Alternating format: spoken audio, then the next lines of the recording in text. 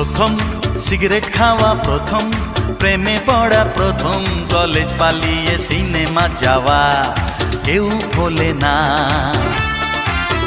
শুধু ভোলার ভানটি করে প্রথম পাওয়া গোপন চিঠি কেউ কি ভুলতে পারে?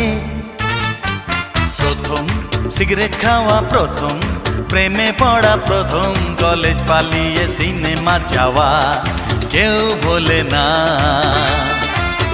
শুধু ভোলার ভানটি করে প্রথম পাওয়া গোপন চিঠি কেউ কি ভুলতে পারে?